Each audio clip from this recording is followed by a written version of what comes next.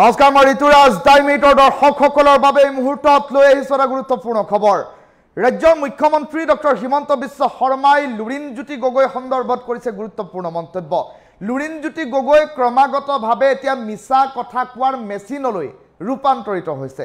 এই কথা ৰাজ্যৰ মুখ্যমন্ত্ৰী ডক্টৰ হিমন্ত বিশ্ব শৰ্মাই আজিৰ দিনটোত প্ৰতিক্ৰিয়াত প্ৰকাশ কৰিছে।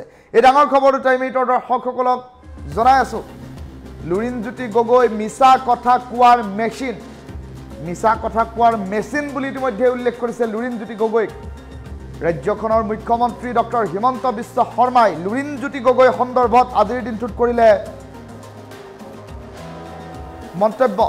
লুৰিণজ্যোতি গগৈহঁতৰ কথা মতে কাম নচলে বুলি উল্লেখ কৰিলে মুখ্যমন্ত্ৰীগৰাকীয়ে। তেওঁলোকে উল্লেখ কৰিছে যে 100 কোটি টকা ব্যয় কৰিব চৰকাৰে 100 কোটি টকা দিব বুলি উল্লেখ কৰিছে। কিন্তু ৰাজ্যৰ মুখ্যমন্ত্ৰীগৰাকীয়ে উল্লেখ কৰিছে যে চৰকাৰে তাৰ পৰা 100 কোটি টকা উপাৰ্জনহে কৰিব। মিছা কথা কোৱাৰ মেচিনলৈ পৰিণত হৈছে লুৰিণজ্যোতি গগৈ। এনেধৰণৰ কেতবোৰ কথা এতিয়া উল্লেখ কৰিছে ৰাজ্যৰ মুখ্যমন্ত্ৰীগৰাকীয়ে। এটা বিষয় প্ৰসংগত উল্লেখ কৰা হৈছিল। এটা বিষয় প্ৰসংগত লুৰিণজ্যোতি গগৈ উল্লেখ কৰিছিল যে চৰকাৰে এটা বিশেষ প্ৰকল্পৰ বাবে 100 কোটি টকা ব্যয় কৰিব। সেয়া হয়তো ছেমিকণ্ডাক্টৰ প্ৰকল্পৰ কথা উল্লেখ কৰিছে।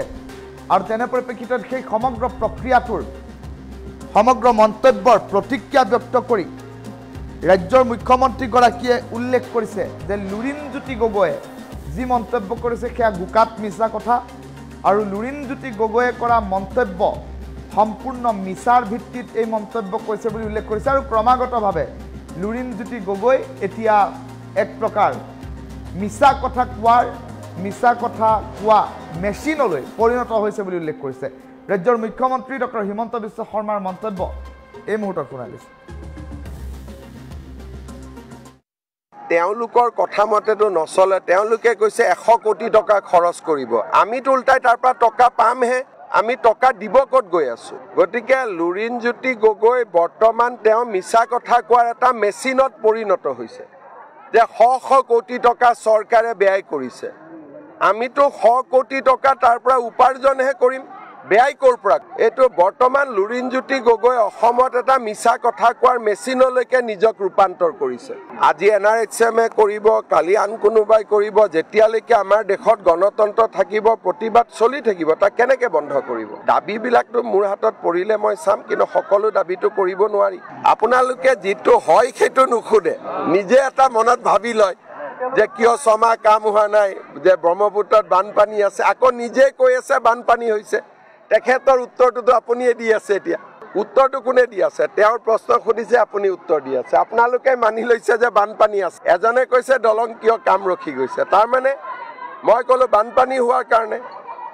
তেওঁ মনে মনে থাকিলে, আকৌ আপুনি উত্তৰ দিলে বানপানীৰ ঘৰ কিয় পোৱা নাই। তাৰমানে প্ৰমাণ হৈ গ'ল নে নাই যে বানপানী হোৱাৰ কাৰণে দলঙৰ কামটো ৰখি থাকিল।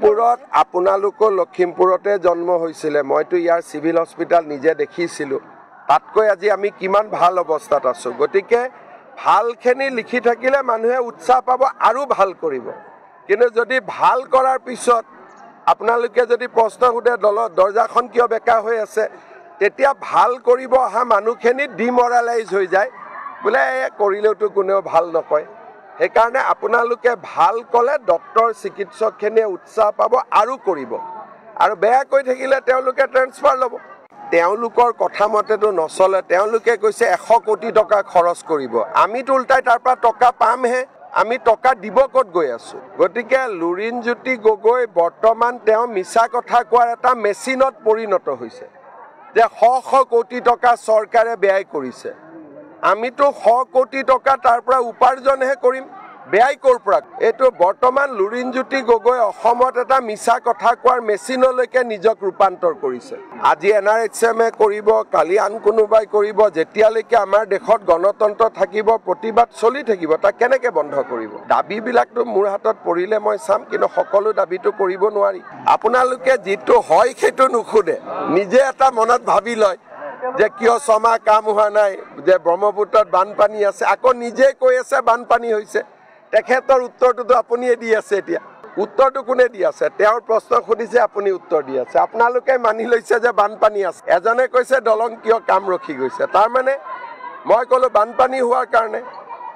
তেওঁ মনে মনে থাকিলে আকৌ আপুনি উত্তৰ দিলে বানপানীৰ ঘৰ কিয় পোৱা নাই তাৰমানে প্ৰমাণ হৈ গ'ল নে নাই যে বানপানী হোৱাৰ কাৰণে দলঙৰ কামটো ৰখি থাকিল পুৰত আপোনালোকো লখিমপুৰতে জন্ম হৈছিলে মইতো ইয়াৰ চিভিল হস্পিটাল নিজে দেখিছিলোঁ তাতকৈ আজি আমি কিমান ভাল অৱস্থাত আছোঁ গতিকে ভালখিনি লিখি থাকিলে মানুহে উৎসাহ পাব আৰু ভাল কৰিব কিন্তু যদি ভাল কৰাৰ পিছত আপোনালোকে যদি প্ৰশ্ন সোধে দৰ্জাখন কিয় বেকা হৈ আছে তেতিয়া ভাল কৰিব অহা মানুহখিনি ডিমৰালাইজ হৈ যায় বোলে কৰিলেওতো কোনেও ভাল নকয় সেইকাৰণে আপোনালোকে ভাল ক'লে ডক্টৰ চিকিৎসকখিনিয়ে উৎসাহ পাব আৰু কৰিব আৰু বেয়া কৈ থাকিলে তেওঁলোকে ট্ৰেন্সফাৰ ল'ব তেওঁলোকৰ কথা মতেতো নচলে তেওঁলোকে কৈছে 100 কোটি টকা খৰচ কৰিব আমিতো উল্টাই তাৰ পৰা টকা পামহে আমি টকা দিব ক'ত গৈ আছো গতিকে লুৰিণজ্যোতি গগৈ বৰ্তমান তেওঁ মিছা কথা কোৱাৰ এটা মেচিনত পৰিণত হৈছে যে 100 কোটি টকা চৰকাৰে ব্যয় কৰিছে